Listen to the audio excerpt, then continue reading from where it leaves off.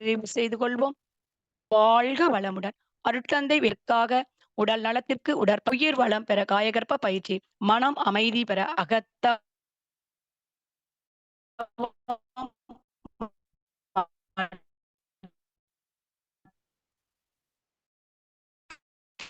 மற்றும் அகத்தாய்வு பயிற்சிகளை அளித்துள்ளார்கள்.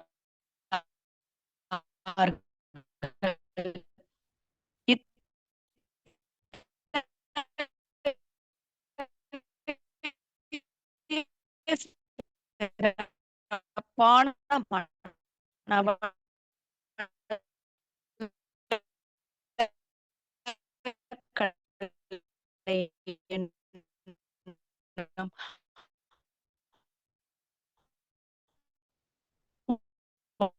வாழ்க்கை கல்வியை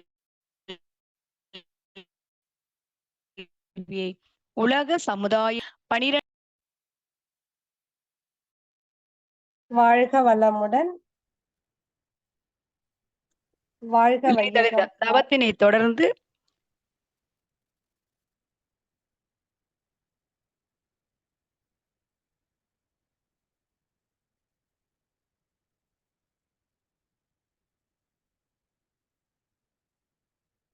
இன்று சிந்தனை விருந்து வழங்க ராஜேஸ்வரி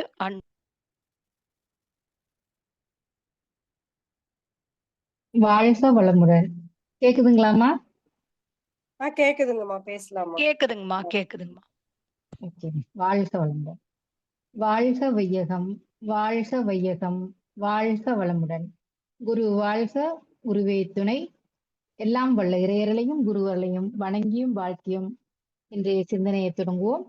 இன்று நமக்கு சிறப்பான முறையில் துரியதவம் ஏற்றிய பேராசிரியர் அருள்நிதி அமுதா நமசிவாயம் அம்மா அவர்களும் அவர்தம் அன்பு குடும்பமும் அருட்பேராற்றல் கருணையினால் உடல் நலம், நீலாயுள், நிறை செல்வம், உயர்ப்புகள், மெய்ஞானம் ஓங்கி வாழ்க வளமுடன் என்று குருவின் நினைவில் நின்று வாழ்த்துகின்றோம். வாழ்க வளமுடன் அம்மா. வாழ்க வளமுடன். எவர் ஒருவர் குருவை மதித்து ஒழுகினாலும் தப்பாது குரு உயர்வு மதிப்போர் தம்மை தரத்தில் உயர்த்தி பிறவி பயனே நல்கும். இன்னைக்கு நம்ம மகரிஷியோட ஒரு சிந்தனை துணிவு என்ற தலைப்புல நம்ம பார்க்க போறோம். அதாவது துணிவுனா என்னன்னா, முதல்ல உடலுக்கும் மனசுக்கும் ஒற்றுமைகள் இருக்கு. உடலில் உள்ள சுரப்பிகள் தான் நல்ல தன்மையோடு இருந்து செயல்பட்டாதான் அதிலிருந்து சுரக்கும் நிணநீர்கள் நல்ல தன்மையோடு உடலை ஆரோக்கியமாக வைத்திருக்க உதவும். இப்ப அதே சுரப்பிகள் கெட்டு போய்விட்டா அதில் சுரக்கும் நீரின் அளவு முறை மாறி உடல் சீர்கேடு அடைய வழி வச்சு கொடுக்கும். அப்ப இதே தன்மைதான் மனதிற்கும். மனம் நல்ல விதமாக இருந்தாதான் அதிலிருந்து சுரக்கும் சிந்தனைகளும் நல்ல விதமாக நம்மளுக்கு இருக்கும். மனம் மாறிவிட்டால் சிந்தனைகளும் தடுமாறும். அப்போ உண்மையில் நமக்கு ஒரு உற்ற தோழன் யாருன்னு பார்த்தா அது நம்மளோட மனசுதான். நம்ம சரியான முறையில அறிவுறுத்துவதும் தவறுகளை சுட்டி காட்டுவதும் திருத்துறது, நல்ல ஆலோசனை சொல்றது, காயம்படும் போது ஆறுதல் சொல்வது என்று நமது மனம் ஒரு துணிச்சலை ஒரு துணிவை தான் நம்மளுக்கு கொடுக்குது. அதுக்குதான் மனதிற்கு போஷாக்கான நல்ல சத்துள்ள ஆரோக்கியமான சிந்தனைகளை ஊட்ட வேண்டும். அது நம்மை ஆக்கப்பூர்வமாக செயல்பட உத்வேசப்படுத்துது. மனதிற்குள் ஆன்மீக சிந்தனைகளை உருவாக்கும் போது அதை நம்மை அமைதிப்படுத்துது, ஆற்றுப்படுத்துது. நாம் நம் நட்பாதையில் பயணம் செய்ய ஊக்கப்படுத்தும் போது செயல்கள் யாவும் பொருளால் அறிவால் உயர்வான முன்னேற்றத்தை கொடுக்குது நம்மளோட மனசுதான். அப்ப அந்த மனசை எப்பயுமே நம்ம நல்ல முறையில வச்சுக்கணும். இப்ப பாதை சரியாக இருந்தாதான் பயணம் சரியாக இருக்கும். காரணமே காரியத்தை உண்டாக்குது. காரியம் தானாகவே வந்துவிட இயலாது.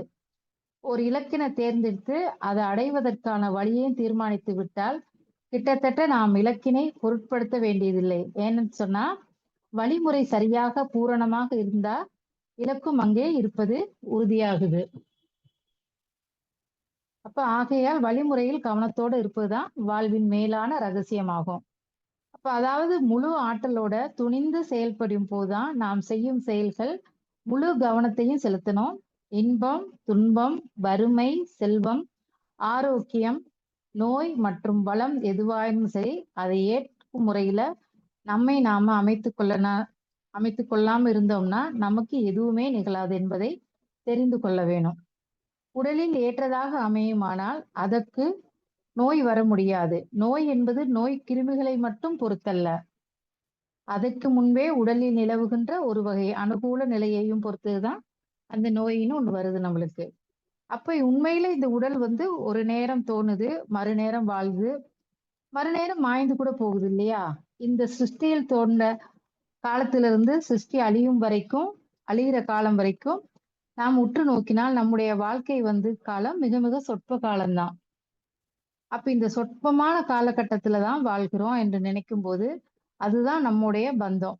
ஒரு பேருண்மை என்னவென்னா, நம்மால செய்விக்கப்படுகிறது ஒண்ணுமே கிடையாது. மறுநிடம் என்ன நிகழும்னு கூட நம்மால யூகிக்க கூட முடியாது. அப்ப இறைவனை நோக்கிய பயணம் தான் இந்த பிறவித் தொடர். அப்ப அதனை உணர்ந்து வாழும் முறையை வாழ்வின் நோக்கத்திற்காக ஒத்ததாக அமைத்துக் கொள்ளணும். ஞானியர்கள் வகுத்து கொடுத்திருக்கிற வழியில் நாம வாழ முற்படணும். யோகிகள் கற்றுக் கொடுத்த சாதனை முறைகளை தொடர்ந்து மேற்கொள்ளணும். எதையும் எதிர்பார்த்து ஆன்மீக தொண்டினை செய்யக்கூடாது. அதுக்குதான் மகரிஷி இதுல ஒரு கவியில கூட சொல்லுவாரு, இறை வணக்கத்துல, சொல்லால் மட்டும் நம்பாதே சுயமாய் சிந்தித்தே தெளிவாய். அப்போ ஒவ்வொருவரும் பகுத்தறிவு கொண்டு தாமாகவே ஆராய்ந்து பார்த்து வாழ்வின் உண்மைகளை தேடணும். தாமாகவே உண்மைகளை புரிந்து கொள்ளணும். முதல்ல தாமாகவே அறிவுபூர்வமான அனுபவித்து உணரணும் என்பதை வலியுறுத்துறாரு யாருன்னா புத்த பிரான். அதாவது மரபு வழக்கப்படி பௌத்த வழிபாட்டுல கொள்ளப்படுகிற ஆராதனைகளை தான் பௌத்த மதத்துக்கு 3 வகையில பிரிச்சு வைக்கிறாங்க. ஒண்ணு என்னன்னு கேட்டீங்கன்னா, மெழுகுவர்த்தி தீப வழிபாடு, 2வது ஊதுபத்தி வழிபாடு, 3வது வண்ணமும் வாசமும் உடைய நறுமண பூக்களை படைக்கிறது. அப்ப அப்படி பார்க்கும்போது இது உண்மையில் புத்தருக்கு படைக்கப்படும் காணிக்கைகள் அல்ல. இதெல்லாம் இவற்றின் உட்பொருட்களை புரிந்து கொண்டாதான் இவை வாழ்க்கையின் உண்மை தன்மைகளை உருவமாக நம்மளுக்கு குறிப்பிடுது. இவற்றின் மூலம்தான் வாழ்க்கையின் பொய்யான தன்மைகளை பொய்யான இதுகளை மாத்தி மெய்யான தன்மைகளை நினைவூட்டுது. இப்ப நம்ம மெழுகுவர்த்தி ஏத்துறோம்னு வச்சுக்கிறோங்க, அது நம்மளோட அறியாமையாக இருளை நீக்கி மெய்ஞான தீபத்தை நம்முள்ள ஏத்தி வைக்குது. புத்தரின் போதனைகளை குறிக்குது. ஊதுபத்தி ஏத்துறதோட காரணம் என்னன்னா, அது நல்ல வாசம் உலகம் முழுவதும் பரவி அந்த நறுமணம் மூட்டும் புத்தரோட தம்ம போதனைகளின் நறுமணத்தை நமக்கு நினைவூட்டுது. அப்ப புத்தர் பாதங்களை படைக்கும் மலர்கள் அதோட தன்மை என்னன்னு கேட்டீங்கன்னா, மலர்கள் வாடி வதங்கி போகுது போலவே நமதும் உடலும் ஒரு நாள் அழிந்து போகக்கூடியதுதான். அந்த நிலையத்தான் வாழ்க்கையின் உண்மையை நமக்கு நினைவூட்டுது. நன்கு மலர்ந்து இப்பொழுது அழகாக தோன்றும் வண்ணம் மிக்க நறுமண மலர்கள் இன்னும் சில நாட்கள வாடி கருகி சருகாகி உதிர்ந்து போகும் இல்லையா? அது போலதான் நாமும் அனைவரும் காலப்போக்கில முதுமையுற்று மரணம் அடைவது உறுதி. அப்ப ஆகையினால என்ன பண்ணிருக்கோம், எஞ்சி இருக்கிற வாழ்நாள அதற்குள் எவ்வளவு அதிக நன்மைகளையும் மகிழ்ச்சியையும் மற்றவர்களுக்கு கொடுத்து நாமும் அனுபவிச்சு மனதை தூய்மைப்படுத்தி கொள்வதற்கு தான் காலத்தை வீணாக்காம சிறப்பாக பயன்படுத்தி கொள்ளணும்னு புத்தர் சொல்றாரு. அதுக்குதான் அந்த மலர் வழிபாடு. இப்ப நம்ம புத்தர் கோயில் எல்லாம் பார்த்திருப்போம், நிறைய மலர்கள் வச்சிருப்பாங்க. அது எல்லாமே வாசனை பொருந்திய நறுமணம் மிக்க மலர்களா தான் இருக்கும். அப்ப இதேதான் வள்ளுவ பெருந்தகை பின்வருள்ள குறள் சொல்றாரு, துன்பம் உறவரினும் செய்க துணிவாற்றி இன்பம் பயக்கும் வினை. அதாவது தன்னை அறிந்தவங்க வினையின் திட்பத்தினை அறிந்தவர்கள் தமக்கு வந்துள்ள துன்பத்தை கண்டு அஞ்சாம அது உற்ற உறவின் துன்பமாயினும் சரி உதவி செய்வாங்களாம். ஏனென்னா முன் செய்த வினையின் நுட்பம்தான் அது. அந்த துன்பத்தை துணிவோட ஏற்றுக்கொண்டாதான் அதுவே பேரின்பத்தை வாய்க்கும் வினையாக மாறும்னு சொல்றாரு. அப்ப துன்பம் வந்தா நம்ம என்ன பண்ணுது, கலங்கக்கூடாது, துணிவோட நின்று அதை எதிர்த்து போராடணும். அப்ப ஒரு ஊர்ல ஒரு ஞானி இருந்தாராம். அந்த ஞானி என்ன பண்ணாராம், 3 சீடர்களுக்கு பயிற்சி கொடுத்துக்கிட்டே இருந்தாராம், யோக பயிற்சி எல்லாம். அப்போ ஒரு நாள் என்ன பண்ணாராம், அந்த 3 சீடர்களையும் கூப்பிட்டு, நான் உங்களுக்கு ஒரு தேர்வு வைக்கிறேன், அதுல யாரு வெற்றி பெறாங்க பார்க்கலாம் அப்படின்னு சொன்னாராம். அப்ப என்ன பண்ணாராம், ஒரு பானையை கொண்டு மண்பானையை கொண்டு அதை கவித்து போட்டு, இந்த பானைக்குள்ள என்ன இருக்குன்னு சொல்லிட்டு 3 சீடரையும் பார்த்து கேட்டாராம். அப்ப முதலாவது சீடர் என்ன சொன்னானா, உடனே முந்திக்கிட்டு, இதுல ஒண்ணுமே இல்லையே அப்படின்னு சொன்னானாம். அப்ப சரி அப்படின்னு சொல்லி விட்டுட்டாராம். 2வது சீடர் என்ன கேட்டானா, அவன் கொஞ்சம் யோசனை பண்ணி என்ன சொன்னானா, இதுக்குள்ள காத்து இருக்குது, கையை விட்டு பார்த்தா தெரியுது அப்படின்னு சொன்னானாம். அப்ப 3வது சீடனை கூப்பிட்டு கேட்டாராம். அப்ப அவனும் அதே தான் சொன்னானாம். இதுக்குள்ள காத்து இருக்குது. அது என்னால வெளியேத்த முடியும் அப்படின்னு சொல்லி சொன்னானாம். அப்ப முதல்ல இருக்க சீடனை கூப்பிட்டு கேட்டாராம். அப்ப இந்த காத்த நீ எப்படி வெளியேத்துவ? இதுக்குள்ள ஒண்ணும் இல்லைன்னு தானே சொல்லிட்டு முதல்ல இருக்க சீடனை விட்டுட்டாரு. 2வது சீடனை கூப்பிட்டு கேட்டாரு. காத்து இருக்குன்னு சொன்னியே எப்படி நீ வெளியேத்த போற அப்படின்னு கேட்டிருக்காரு. அப்ப அவன் என்ன பண்ணானா ஒரு பெரிய பாறாங்கல்ல தூக்கிட்டு வந்து அந்த மண்பானைய உடைக்கிறதுக்கு முயற்சி பண்ணானாம். அப்ப அவர் தெரிஞ்சுக்கிட்டாராம் இவனோட எண்ணம் வந்து ஆக்கப்பூர்வமானதல்ல, அறிவுபூர்வமானதும் கிடையாது. ஏன்னா பானைய உடைக்கிறான். உடைச்சா ஒண்ணுமே இருக்காதே அப்படின்னு சொல்லி விட்டுட்டாராம். வேண்டாம் அப்படின்னாராம். அப்ப 3வது சீடனை கூப்பிட்டாராம். அப்ப நீ இதுக்குள்ள காத்து இருக்கு நீ தானே சொன்ன. இது நீ எப்படி வெளியில ஏத்துவ? அப்படின்னு 3வது சீடனை கூப்பிட்டு கேட்டாராம். அப்ப அந்த சீடன் என்ன பண்ணாராம், கொஞ்சம் அப்படியே யோசனை பண்ணி, ஒரு மனசுக்குள்ள ஒரு தைரியத்த வச்சு வரவழைச்சுக்கிட்டு என்ன சொன்னானா, இந்த பானையில இருக்க காத்த நான் வெளியேத்த முடியும். எனக்கு இன்னொரு மண்பானை வேணும் அப்படின்னு சொல்லி சொன்னானாம். சரின்னு சொல்லி அந்த சீடர்கிட்ட அந்த ஞானி வந்து குடுத்தாராம். அப்ப என்ன பண்ணாங்களாம், அவன் என்ன பண்ணானா, உடனே இந்த பானையில வந்து நெறைய தண்ணீய ரொப்பிட்டு, இன்னொரு பானையில அந்த இதுல இருந்த தண்ணிய அதுல எடுத்து ஊத்தி விட்டானாம். அப்ப 2 பானைக்கும் தண்ணி மாறி மாறி போயிருச்சு இல்லையா? அப்ப அந்த போனோனே இந்த முதல்ல இருந்த பானையில தண்ணி காத்து வெளியேறிச்சு. அப்ப சீடன் சொன்னானாம், "இதுல தண்ணி எல்லாம் எடுத்து நான் அதுக்கு ஊத்திட்டேன். இப்ப பாருங்க எனக்கு காத்து வெளியேறிச்சு" அப்படின்னு சொன்னானாம். அப்ப ஞானி அப்பதான் யோசனை பண்ணாராம். ரொம்ப இவன் அறிவா இருக்கிறான். பரவால்ல. நம்ப சொன்னத சொன்னா கூட நம்ம சொல் பேச்சு கேட்டாலும் கூட, துணிஞ்சு வந்து இன்னொரு பானை வேணும்னு கேட்டு அவன் செய்றானே அப்படின்னு சொல்லிட்டு அவன பாராட்டுனாராம். அப்ப நம்மளே இன்னைக்கு அப்படிதான் இருக்கிறோம். நெறைய பேர் வந்து ஆக்கப்பூர்வமா சிந்திக்கிறது இல்ல. ஒரு சில பேர் ஆக்கப்பூர்வமா சிந்திச்சு செயல்படுறோம். மீதி பேர் என்ன பண்றோம்? ஏதோ ஒரு செயல் செஞ்சுட்டு நம்ம விட்டுர்றோம். அதோட பின்விளைவு என்ன பண்றது? அப்புறம் நம்ம வந்து கஷ்டப்படுறோம். அப்ப அதே மாரிதான். கனவு நனவாகுதுன்னு சொல்றோம். எண்ணங்கள் எனும் செங்கற்கற்களை வச்சுதான் செயல்திறன் கட்டி, அதுக்கு கட்டிடம் அமைச்சு வெறும் பகற்கனவுன்னு சொல்லிதான் நம்ம செஞ்சுட்டு இருக்கோம். அது வலிமையற்றோட நெஞ்சத்துல தோன்றி மறையும் ஆசைதான். அப்ப நனவாகும் கனவாகும் என்பது எப்ப வரும்னா நம்மளுக்கு புறமனசை தாண்டி அடிமனசுல அது அழுத்துது.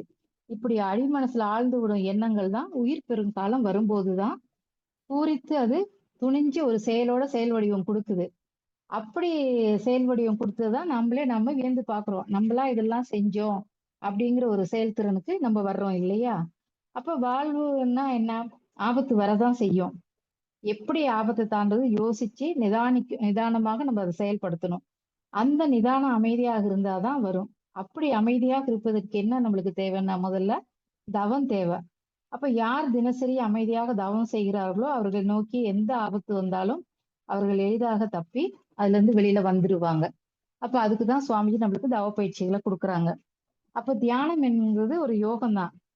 அப்ப இன்றியமையாத வாழ்க்கை நெறி. இதனை உணராம மக்கள் அன்றாட வாழ்க்கை போராட்டத்தை சிக்கி தவிக்கிறாங்க இல்லையா? அப்ப இன்னைக்கு எல்லாரும் மனவளக்கலை பயிற்சிக்கு வந்துட்டாங்கன்னு கேட்டா கிடையாது. ஒரு சில பேர் நம்ம கூப்பிட்டா கூட வரமாட்டேங்கிறாங்க. அப்ப அது அவங்களோட கர்ம வினையின் பலன் தான் நம்ம சொல்ல முடியும். அப்ப ஆஹ் தம்முடைய ஆற்றல்களையும் அறிவையும் உணராமதான் அந்த துன்ப அலையில அவங்க சிக்கி துரும்ப போல சிக்கி தவிக்கிறாங்க ஒரு சில பேர் வந்து. அப்ப வெளியே எதையும் தேடி நம்ம அலைவதை விட மனசை தன்னை நோக்கி உட்புறமாக திருப்பினாதான் உண்மையை நம்ம உணர முடியும். அனைத்து ரகசியங்களும் நம்மளுக்கு புலப்பட ஆரம்பிக்கும். மனம் அமைதி அடையும் போதுதான் பேரின்பம் நம்மளுக்கு கிடைக்கும். அப்ப தியானம் எல்லோருக்கும் சிந்திக்கிறதானா? அதுவும் இல்லை.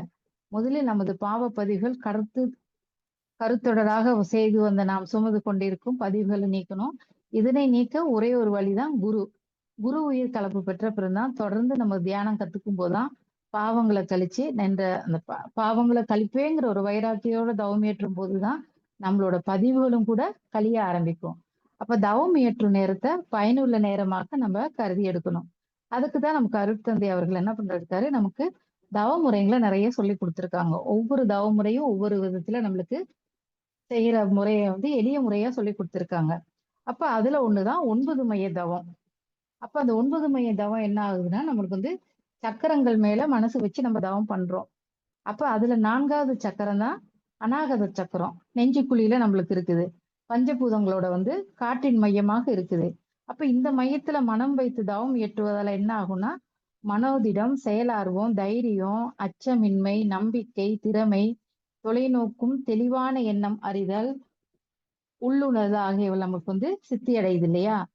அப்ப இந்த மையத்திற்கு அருகில் உள்ள தைம சுரப்பிகள்லாம் இயக்கம் பெற ஆரம்பிக்குது.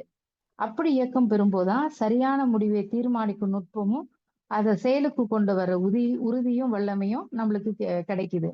அப்ப இதேதான் ஒரு கொங்கண சித்தர் வந்து அந்த சக்கரத்தை பத்தி ஒரு பாடல் சொல்றாரு. அஞ்சிலே பிஞ்சிலே வஞ்சியரே நிதம் கொஞ்சி விளையாடும் வஞ்சியரே நெஞ்சிலே உருத்திரன் குடியிருப்பானவன் நேருடனாமடி வாழை பெண்ணே. அப்ப இந்த சக்கரம் வந்து நம்மளுக்கு எவ்வளவுக்கு எவ்வளவு அநாத சக்கரத்துல நம்ம தவம் பண்றோமோ அந்த அளவுக்கு வந்து நம்மளுக்கு ஆற்றல் கிடைக்க ஆரம்பிக்குது. அப்ப அந்த ஆற்றல் கிடைக்கும் போது என்ன ஆகுதுன்னா நம்மளுக்கு வந்து நம்ம எதையும் எதிர்கொள்ற தன்மை கிடைக்குது. அப்ப மனிதன் வந்து தன்னை அறிஞ்சு இறைநிலை உணர ஒரு குறிப்பிட்ட காலம் வரைக்கும் நம்ம இருந்துதான் ஆகணும். அப்ப இளம் வயதிலே வாழ்க்கை ஊறு விளையுமானா வாழ்வின் நோக்கம் வந்து நிறைவு பெறாம போயிடும் நம்மளுக்கு.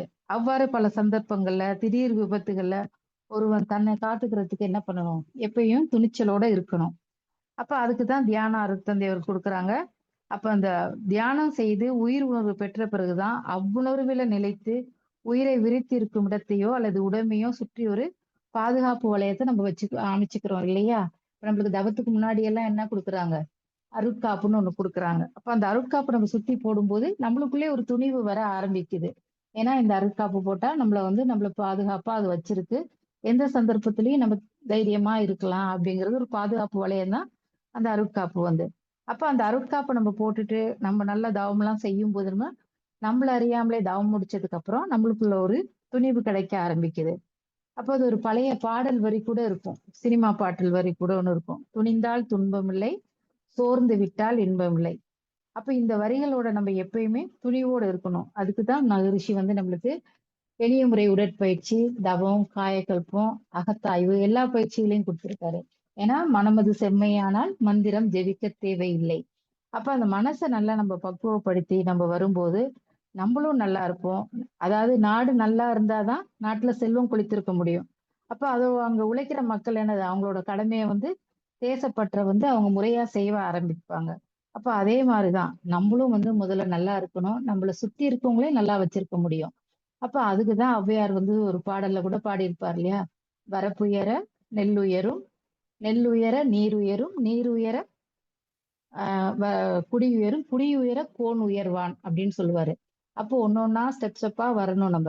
அப்ப அதுக்குதான் மகிழ்ச்சி வந்து இந்த தவ முறையெல்லாம் நம்ம செய்யும் போது முதல்ல நம்ம மனசுக்கு ஒரு ஓர்மை கிடைக்குது. அந்த ஓர்மையில இருந்து சீர்மை நேர்மை எல்லாமே நம்மளுக்கு தெரியும். ஏன்னா அந்த பயிற்சியில இருக்க அத்தனை பேருக்கும் நம்மளுக்கு எல்லாமே ஓரளவுக்கு தெரிஞ்சிருக்கும். அப்ப இந்த பயிற்சிகளை வந்து நம்ம முறையா செய்யும் போது நம்மளுக்குள்ளே ஒரு மனோதிடம் எதையுமே துணிஞ்சு நம்ம செய்ய முடியும். எந்த காரியம் கொடுத்தாலும் எந்த செயல் செஞ்சாலும் நம்மளால துணிவா செய்ய முடியும் அப்படிங்கிற ஒரு தன்னம்பிக்கை முதல்ல நம்மளுக்கு கிடைக்குது. அப்ப அந்த தன்னம்பிக்கை நம்மளுக்கு கிடைக்கும் போது நம்ம என்ன பண்றோம், அடுத்தவங்களுக்கும் நம்ம வந்து கொஞ்சம் வந்து செயல்படுத்த முடியும். ஏன்னா நம்ம முதல்ல நல்லா இருந்தாதான் அடுத்தவங்களை வந்து நம்ம நல்லா வச்சிருக்க முடியும். அப்ப அந்த மாதிரிதான் நம்மளோட பயிற்சிகள் எல்லாமே நம்மளுக்கு கொடுத்துருக்காங்க. அப்ப அந்த பயிற்சியில நம்ம வந்து என்ன பண்ணணும், முறையா செய்யணும். ஒரு ஒரு பயிற்சியை நம்ம உணர்ந்து ஓதி உணர்ந்தனும் உணர்ந்து ஓதணும். அதே மாதிரி நம்ம முறையா செய்யும் போதுதான் நம்மளும் இந்த பயிற்சிகளை மேல வரலாம். நம்மளை சுத்தி இருக்கவங்களையும் மேல வர முக்க முடியும். அப்ப அந்த மாதிரி ஒரு ஒரு விஷயமும் நம்ம பார்த்து பார்த்து செய்யும் போது நம்மளுக்கு எல்லாமே நல்ல வகையில தான் கிடைக்குது. அப்போ எல்லாத்துலயும் நம்ம துணிச்சலோட இருக்கணும். அப்ப இந்த பணிவு துணிவு கனிவு மகிழ்ச்சி நிறைய இடத்துல சொல்லி இருப்பாங்க. அப்ப அந்த துணிவோட நம்ம எதையும் தைரியமா மேற்கொள்ளும் போது நம்மளும் நல்லா இருக்கலாம். நம்மளை சுத்தி இருக்கவங்களையும் நல்லா வச்சிருக்க முடியும். நம்மளை சார்ந்தவங்களும் துணிவோட இருப்பாங்க. அப்ப அதுக்குதான் மகிழ்ச்சி வந்து இவ்வளவு தூரம் நம்மளுக்கு பயிற்சி எளிய முறையா நம்மளுக்கு கொடுத்திருக்காரு. ஆனாலும் நம்ம நிறைய பேர் செய்யறோமா இல்லையாங்கிறது அவங்களே கேள்வி கேட்டுக்க வேண்டிய நிலைமையில இருக்கிறோம் இல்லையா. அப்ப அந்த பயிற்சிகள்லாம் செய்யும் போதுதான் நம்மளும் வந்து நம்மளும் இந்த வையகத்துல ஒரு நல்ல நிலைக்கு நம்ம வர முடியும். அதான் குறள்ல வள்ளுவ பெருந்தகை சொல்லுவாரு, வையத்துள் வாழ்வாங்கு வாழ்பவன் வானுரையும் தெய்வத்தில் வைக்கப்படும். அதாவது அறநெறி வலுவாது இல்லறத்தில் வாழ்வுகளை உலகம் வந்து தெய்வ நிலையில வச்சு போட்டுருமா. அப்ப அந்த அளவுக்கு வந்து நம்ம செய்யணும். அப்ப இந்த பூமியில பிறந்துட்டோம், ஏனோ நம்ம வாழ்ந்துட்டோம் அப்படின்னு சொல்லி நம்ம இருக்கக்கூடாது. நம்மளும் இந்த பூமிக்கு வந்திருக்கோம். ஐந்தறிவு விலங்குகளும் இந்த பூமிக்கு வாழதான் வந்திருக்கு. அதுவும் ஒரு நாள் மடிஞ்சுதான் போக போகுது. நம்மளும் ஒரு நாள் மடிஞ்சுதான் போறோம். அப்ப நம்ம அது வாழ்றது வேற. நம்ம வந்து வாழ்வின் நோக்கமான அந்த இறைநிலையை உணர்ந்து நம்மளும் கரெக்டா முறையா எல்லாமே சரியா செஞ்சு நம்ம ஏதோ பிறந்தோம் வாழ்ந்தோம்னு இல்லாம நம்மளும் நல்ல முறையில வாழ்ந்து இந்த பயிற்சிகளை முறையா செஞ்சு நம்மளும் நல்லா பயன்பெறணும். அதே மாதிரி நம்மளை சுத்தி இருக்கவங்களையும் பயன்பெற வைக்கணும்னு சொல்லி இந்த துணிவு என்ற சிறு சிந்தனையை, குறைகள் இருந்தால் அடியேன் ஏற்றுக்கொள்கிறேன், நிறைவாக இருந்தால் அத்தனைக்கும் குருமகானுக்கே சமர்ப்பணம் என்று சொல்லி இந்த சிந்தனையை நிறைவு செய்கிறேன். வாழ்க வையகம், வாழ்க வையகம், வாழ்க வளமுடன். இணைப்பில் இணைந்த இருபால் மெய்யன்பர்களும் அருட்பேராற்றல் கருணையினால் உடல் நலம், நீலாயுள், நிறை செல்வம், உயர்ப்புகள், மெய்ஞானம் ஓங்கி வாழ்க வளமுடன் என்று குருவின் நினைவில் நின்று வாழ்த்தி மகிழ்கின்றேன். வாழ்க வளமுடன். வாழ்க வளமுடன் அம்மா. மிகவும் அருமையான சிந்தனை. வாழ்க உரை வளமுடன். நிகழ்த்திய பேராசிரியர் அம்மா அவர்களை நாம் அனைவரும் உரிய நிலையில் நின்று வாழ்த்தி மகிழ்வோம். உரை நிகழ்த்திய பேராசிரியர் அருள்நிதி ராஜேஸ்வரி குமார் அம்மா அவர்களும் அவர்கள்தாம் அன்பு குடும்பமும் அருட்பேராற்றல் கருணையினால் உடல் நலம், நீலாயுள், நிறை செல்வம், உயர்ப்புகள், மெய்ஞானம் ஓங்கி வாழ்க வளமுடன் அம்மா. துணிவு என்ற ஒரு சிந்தனை மிக அருமையான ஒரு விளக்கம் அம்மா. ரத்தன சுருக்கமா இருந்துச்சு, எளிமையா இருந்துச்சு. நீங்க சொல்ற மாதிரி எல்லாம் பிழை திருத்தத்துக்குலாம் அங்க வேலையே இல்லை. அதாவது சுயமாக பகுத்தறிவோடு வாழும் நெறிமுறைக்கு நீங்க கொடுத்த விளக்கம் அருமை. அந்த பௌத்த மத துறவி புத்தர் கூறிய அந்த 3 மெழுகுவர்த்தி ஊதுபத்தி மலர்கள், அது குழந்தைங்களுக்கு இந்த விளக்கம் கொடுப்போம். அது ரொம்ப அருமையான ஒரு விளக்கங்கம்மா. வள்ளுவர் கூறியது கருத்துக்கள் அருமை. அந்த ஞானி வைத்த தேர்வு சொன்னீங்க பாருங்க, பரீட்சை. அது நம்ம பெரியவங்க கேட்டிருப்போம். சின்ன பிள்ளைங்க இது அவ்வளவு ஆர்வமா கேட்கும். உள்ள பானைக்குள்ள ஒண்ணுமில்லையேன்னு சொல்லிட்டே தான் இருப்பாங்க. ரொம்ப கியூட்டா இன்டெலிஜென்ஸ் குழந்தைங்க தான் அதுக்குள்ள இருக்கிறத அனலைஸ் பண்ணுவோம். அந்த மாதிரி அதையும் நீங்க எடுத்து கூறின விதம் ரொம்ப அருமைங்கம்மா. எல்லாவற்றுக்கும் மேல துணிந்து ஒவ்வொரு வகையிலையும் செயல்படணும்னு இருக்கு எத்தனையோ விளக்கங்கள். அதுவும் சிறப்பான முறையில் இந்த விளக்கம் அமைஞ்சது. அம்மா அவர்களுக்கு மனமார்ந்த நன்றிகளை வாழ்த்துக்களாக தெரிவித்துக் கொள்கிறேன். வாழ்க வளமுடன் அம்மா. வாழ்க வளமுடன்மா. காலையில தான் எனக்கு சொன்னாங்க துணிவுங்கிற தலைப்புல பேசணும்னு சொல்லி. தெரியுங்கம்மா. நான் காலையில இன்னைக்கு எதையே பார்த்துட்டேன். காலையிலேயே மார்னிங்கே அம்மா வெளியில போறேன்னு சொல்லி போட்டோன்னு நீங்க கொஞ்ச நேரம் கத்துல போட்டீங்க சார். தேங்க்யூமா. ஒரு அட்ஜஸ்டபிள் தானே. வாழ்க வளமுடன்மா. ஸ்கை ஆன்லைன் மெடிடேஷன் தினசரி நிகழ்வுகள் பற்றிய அறிவிப்புகள். காலை 5 மணிக்கு மகரிஷி அவர்களின் பாடல்கள், 5:30 மணிக்கு தவம், அதனைத் தொடர்ந்து ஆடியோவுடன் வீடியோவும் கலந்து உடற்பயிற்சி வகுப்புகள் இடம்பெறுகிறது. அதை நாம் பார்த்து கொண்டே செய்யலாம். மாலை 6 மணிக்கு மகரிஷி அவர்கள் பாடல்கள், மாலை 6:25 மணிக்கு காயகல்பம், மாலை 6:30 மணிக்கு தவம், மாலை 7 மணிக்கு சிந்தனை, மாலை 7:30 மணிக்கு உலகநல வாழ்த்துடன் நிறைவு. பிரதி சனி மாலை தவத்தினை தொடர்ந்து மாலை 7 மணி முதல் 7:30 மணி வரை ஐயம் தெளிதல் நிகழ்வு நடைபெறும். பிரதி ஞாயிறு மாலை 7 மணி முதல் 7:30 மணி வரை சிறப்பு சிந்தனை நடைபெறும். உலகநல வாழ்த்து. உலகமெல்லாம் பருவமழை ஒத்தபடி பெய்யட்டும், உழவரெல்லாம் தானியத்தை உவப்புடனே பெருக்கட்டும், பல தொழில்கள் புரிகின்ற பாட்டாளி உயரட்டும், பகுத்துணர்வில் தொகுத்துணர்வு பண்பாட்டை உயர்த்தட்டும், கலகங்கள் போட்டி பகை கடந்து ஆட்சி நடக்கட்டும், கல்லாமை கடன் வறுமை கலங்கங்கள் மறையட்டும், நலவாழ்வை அளிக்கும் மெய்ஞான ஒளி வீசட்டும், நம் கடமை அறவாழ்வின் நாட்டத்தே சிறக்கட்டும், நம் கடமை அறவாழ்வின் நாட்டத்தே சிறக்கட்டும், நம் கடமை அறவாழ்வின் நாட்டத்தே சிறக்கட்டும். வாழ்க வையகம், வாழ்க வையகம், வாழ்க வளமுடன். மனமகிழ்வோடு இன்றைய நிகழ்வினை நிறைவு செய்து கொள்வோம். வாழ்க வளம்னு அனைத்து வேதாத்ரி அன்பர்களுக்கும் மனம் நிறைந்த வாழ்த்துக்களும் நன்றிகளும்.